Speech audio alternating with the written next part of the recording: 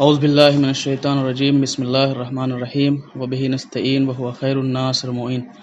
جیسا کہ واجبات نماز کے سلسلے میں مسائل بیان کیے جا رہے تھے، ان میں سے ارکان نماز کتنے ہیں اور کون کون سے ہیں۔ ابھی تک نماز کا جو سلام ہوتا ہے وہاں تک مسائل بیان کیے جا چکے ہیں۔ آج انشاءاللہ ترتیب کے بارے میں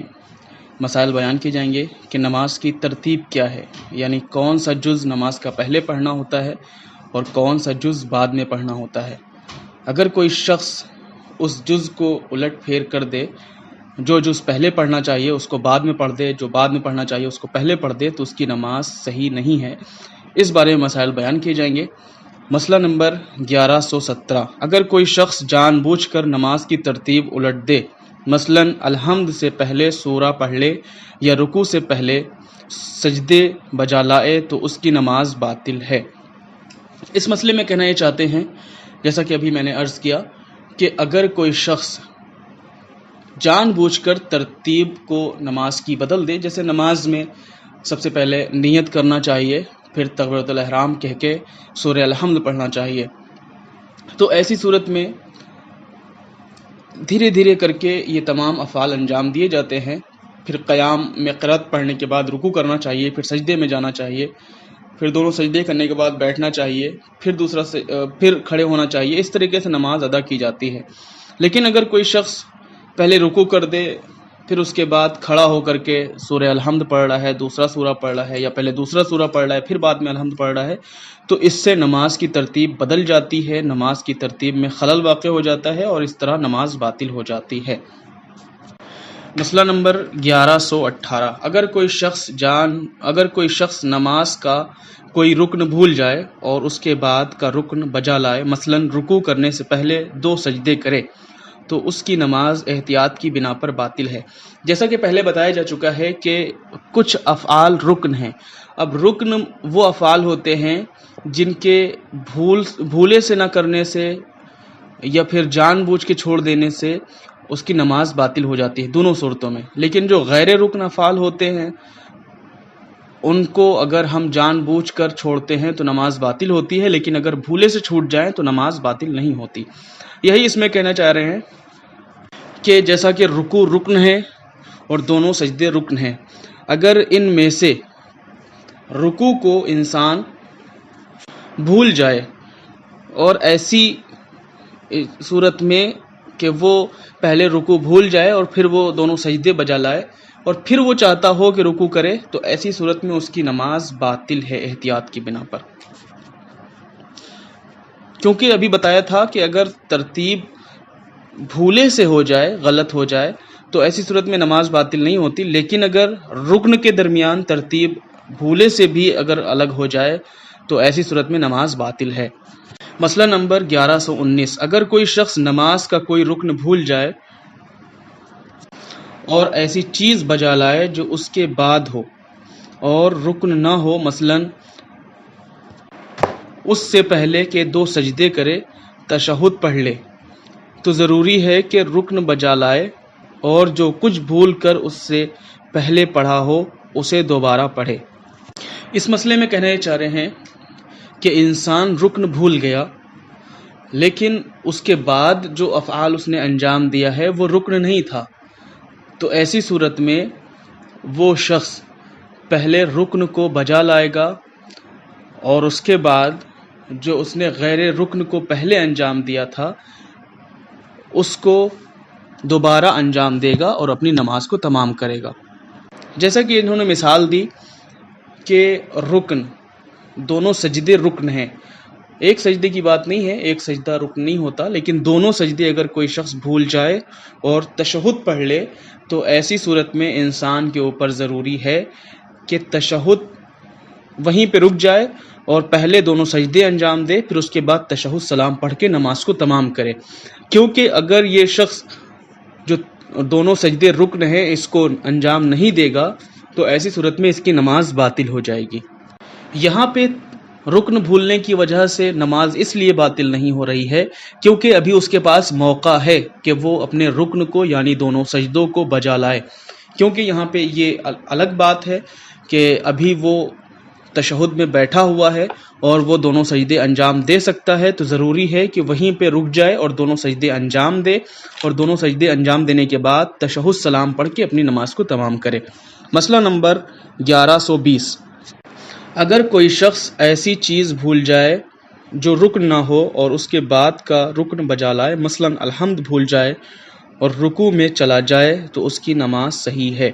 اس مسئلے میں کہنا یہ چاہتے ہیں کہ اگر کوئی شخص ایسی چیز بھول جائے کہ جو نماز کے لیے رکن نہیں ہوتی، مثال کے طور پہ انہوں نے جو مثال پیش کی میں وہی آپ کے سامنے پیش کی دیتا ہوں کہ ایک شخص ہے کہ جس نے الحمد کا سورہ بھولے سے نہیں پڑھا اور وہ رکوع میں چلا گیا، تو ایسی صورت میں اس کی نماز باطل نہیں ہے اور اس کی نماز صحیح رہے گی، لیکن وہ اب دوبارہ پلٹ کے رکوع سے دوبارہ پلٹ کے سورہ الحمد نہیں پڑھے گا، بلکہ رکوع کے بعد سجدے میں جائے گا، اس کی نماز صحیح رہے گی۔ کیونکہ یہاں پہ جیسے بتایا گیا تھا کہ اگر کوئی شخص غیر رکن بھول جائے اور رکن میں چلا جائے تو ایسی صورت میں اس کی نماز صحیح رہتی ہے۔ مسئلہ نمبر 1121، مسئلہ نمبر 1121، اگر کوئی شخص ایسی چیز بھول جائے جو رکن نہ ہو اور اس چیز کو بجا لائے جو اس کے بعد ہو اور وہ بھی رکن نہ ہو، مثلا الحمد بھول جائے اور سورہ پڑھ لے، تو ضروری ہے کہ جو چیز بھول گیا ہو وہ بجا لائے اور اس کے بعد وہ چیز جو بھول کر پڑھ لی ہو دوبارہ پڑھے۔ اس مسئلے میں کہنا یہ چاہتے ہیں کہ جیسا کہ ہر رکعت میں شروع کی جو 2 رکعتیں ہوتی ہیں اس میں 2 سورے پڑھے جاتے ہیں، پہلے الحمد پڑھا جاتا ہے، اس کے بعد کوئی دوسرا سورہ پڑھا جاتا ہے، تو اس میں کہنا یہ چاہ رہے ہیں کہ جو الحمد پڑھا جا رہا ہے پہلا سورہ یہ بھی رکن نہیں ہے نماز کے لیے، اور جو دوسرا سورہ پڑھا جا رہا ہے یہ بھی رکن نہیں ہے۔ اب انسان اس کی ترتیب بدل دے، بھولے سے پہلے الحمد پڑھنا چاہیے، اس نے دوسرا سورہ پڑھ لیا، تو ایسی صورت میں جو اس شخص نے دوسرا سورہ بھولے سے پڑھ لیا ہے جبکہ اسے پہلے الحمد پڑھنا چاہیے تھا، تو یہاں پہ بتانا یہ چاہتے ہیں کہ اسے پھر سے الحمد پڑھنا چاہیے اور دوبارہ کوئی دوسرا سورہ پڑھ کے اپنی نماز کو پڑھنا چاہیے، نماز کو ادا کرنا چاہیے، کیونکہ یہاں پہ ترتیب بدل گئی ہے، وہ بھی بھولے سے، اور اسے نماز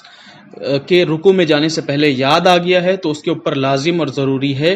کہ پہلے الحمد پڑھے اور دوبارہ دوسرا سورہ پڑھے، یعنی اس ترتیب کو درست کرے اور اس کے بعد اپنی نماز کو دوام دے اور اس کے بعد اپنی نماز کو مکمل کرے۔ مسئلہ نمبر 1122، اگر کوئی شخص پہلا سجدہ اس خیال سے بجا لائے کہ دوسرا سجدہ ہے یا دوسرا سجدہ اس خیال سے بجا لائے کہ پہلا سجدہ ہے تو اس کی نماز صحیح ہے اور اس کا پہلا سجدہ اور دوسرا سجدہ شمار ہوگا۔ اس مسئلے میں کہنا یہ چاہتے ہیں کہ اگر کوئی شخص سجدوں کے درمیان ترتیب بدل دے، یعنی پہلے سجدے کو دوسرا سجدہ شمار کرتے ہوئے کر لے اور دوسرا سجدہ پہلا سجدہ سمجھتے ہوئے انجام دے، تو ایسی صورت میں اس کی نماز صحیح رہے گی۔ مثال کے طور پر اکثر ایسا ہو جاتا ہے انسانوں سے کہ وہ نماز پڑھ رہا تھا اور نماز میں جانے کے بعد سجدے میں گیا اور سجدے میں وہ خیال کر رہا ہے شاید یہ دوسرا سجدہ ہے، لیکن جب وہ سجدے سے سر اٹھاتا ہے تو اب اسے یاد آتا ہے نہیں یہ دوسرا سجدہ نہیں تھا بلکہ پہلا سجدہ تھا۔ جب اس نے سجدہ انجام دیا تو اس نے دوسرا سجدہ سمجھتے ہوئے انجام دیا تھا، لیکن جب وہ بیٹھا تو اسے خیال آیا کہ یہ دوسرا نہیں پہلا سجدہ تھا، تو اب یہاں پہ ترتیب بدل گئی، خیالی اعتبار سے ترتیب بدلی ہے، لیکن افعال اور دونوں چیزیں ایک ہی ہیں، یعنی پہلا سجدہ جو ہے اس میں بھی وہی پڑھا جاتا ہے، اس کا بھی طریقہ وہی ہے، اور دوسرا سجدہ جو کرے گا اس کا بھی طریقہ وہی ہے۔ تو ایسی صورت میں کہہ رہے ہیں کہ صرف اس کے خیال کے اعتبار سے پہلے اور دوسرے کے درمیان ترتیب بدلی ہے، افعال میں ترتیب نہیں بدلی ہے، جبکہ دونوں سجدے ایک طرح سے ہی انجام دیے جاتے ہیں۔ تو ایسی صورت میں اگر کوئی شخص پہلا سجدہ دوسرا سجدہ سمجھتے ہوئے انجام دے اور دوسرا سجدہ پہلا سجدہ سمجھتے ہوئے انجام دے، تو اس کا مطلب یہ ہے کہ اس کے دونوں سجدے صحیح ہیں اور نماز صحیح رہے گی، اور پہلا سجدہ شمار کیا جائے گا اور دوسرا سجدہ شمار کیا جائے گا۔ یہ تمام مسائل وہ ہیں کہ جو نماز کی ترتیب کے بارے میں بیان کیے گئے ہیں۔ خداوند عالم سے یہی دعا ہے کہ خداوند عالم ہم سب کو زیادہ سے زیادہ علم نافع حاصل کرنے کی توفیق عطا فرما اور ان تمام علوم پہ ہم کو عمل پیرا ہونے کی توفیق عطا فرما۔ وآخر دعوانا ان الحمد للہ رب العالمین۔ اللہم صلی علی محمد و آل محمد۔